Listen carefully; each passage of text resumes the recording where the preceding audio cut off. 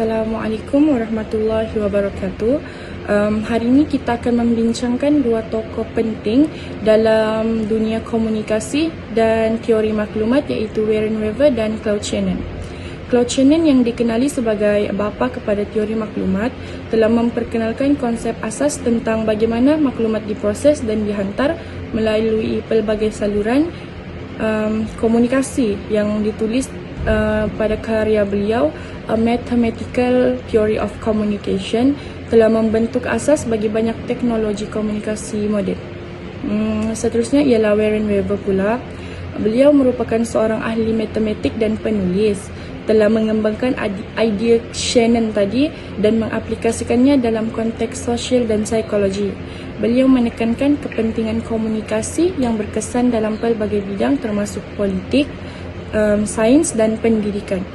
Hasil daripada kerjasama mereka ni, terdapat elemen-elemen utama yang perlu ada dalam proses PDP, maksudnya pembelajaran dalam talian. Pertama iaitu pengirim.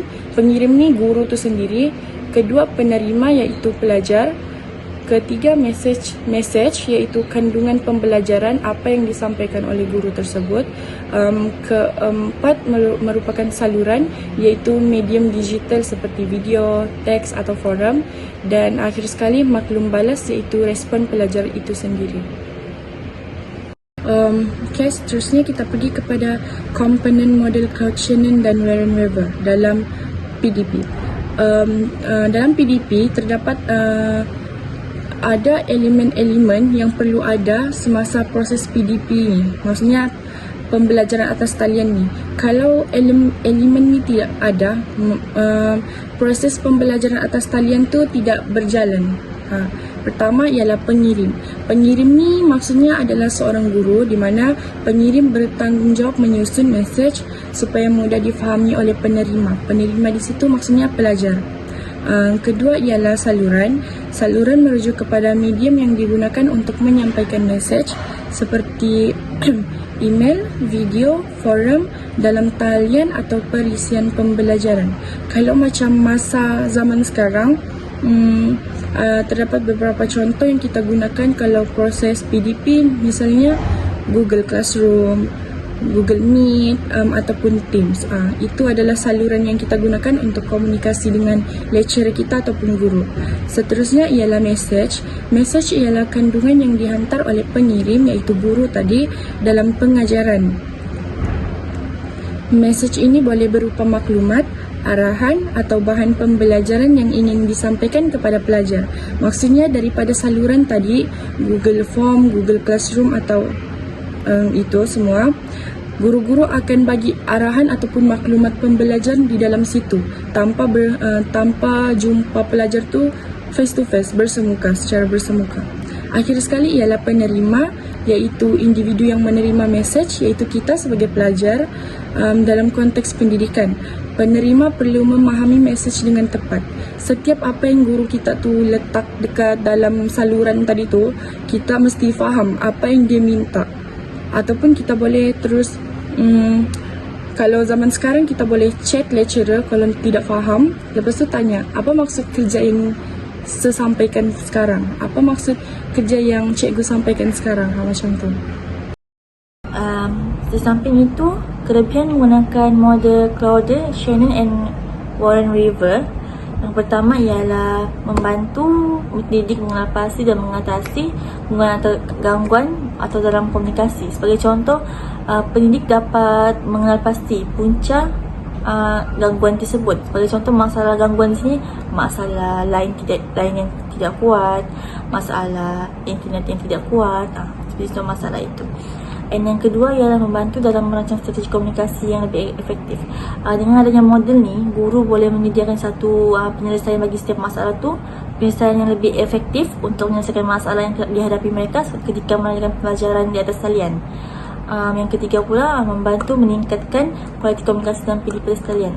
Dengan adanya model ni, kita dapat buat penambahbaikan, kita dapat buat mengatasi masalah, kita dapat mencari solusi yang tepat dalam menyelesaikan satu masalah. Jadi dengan model ni jelas sangat dapat membantu pendidik atau guru dalam sisi pembelajaran mereka dalam pelbagai aspek.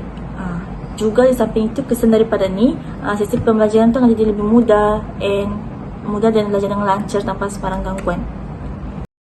Assalamualaikum warahmatullahi taala wabarakatuh. Hari ini saya akan membentangkan tentang kekangan menggunakan model Cloud, Shannon dan Weber. Okey, yang pertama ialah kekangannya adalah gangguan teknologi. Masalah seperti sambungan internet yang tidak stabil atau terputus boleh menghalang penghantaran mesej dengan berkesan. Okey, maksudnya di sini contohnya apabila seorang pelajar itu cuba mengikuti sesuatu kelas, sambungan internetnya boleh terputus, boleh menyebabkan dia kehilangan sebahagian daripada penerangan yang diterangkan oleh guru semasa guru memberi penerangan, menyebabkan pelajar terlepas maklumat yang sangat penting. Okey, baiklah, yang kedua masalah komunikasi. Interaksi antara guru dan pelajar dalam sesi atas talian tidak efisien berbanding dalam pembelajaran secara bersemuka. Okey, untuk ini jika contohnya jika suara guru terputus, jika gambar menjadi kabur dan pelajar mungkin tidak dapat mendengar penjelasan dengan lebih jelas dan melihat bahan pembelajaran dengan baik.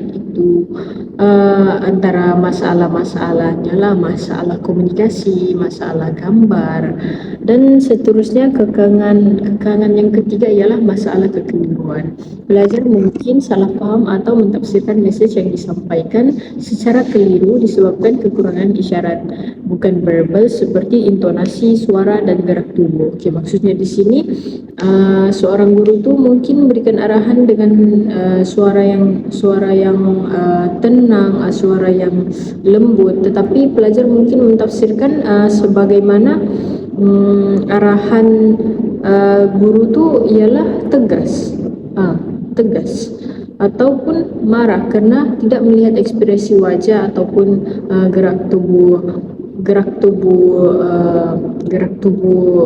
guru tersebut.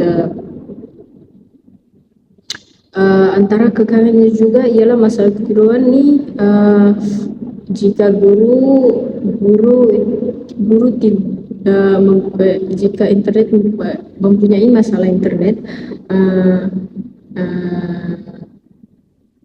ataupun guru mempunyai masalah dalam menerangkan sesuatu slide tersebut, tetapi slide tidak terlihat dan guru tidak memainkan peranan untuk mengecek semula masalah-masalah kekeliruan seperti itu. Okay, kesimpulan yang kita dapat daripada pembentangan ini ialah model Cloud, Shannon dan Weber telah membantu meningkatkan keberkesanan komunikasi antara pelajar dan pengajar. Maksudnya dulu pembelajaran dan pelajaran ini terhad, hanya boleh dilakukan secara bersemuka. Sekarang kita dapat tengok contoh masa pandemik dulu, proses pembelajaran dan pengajaran tetap berlangsung sebab kita ada kelebihan internet.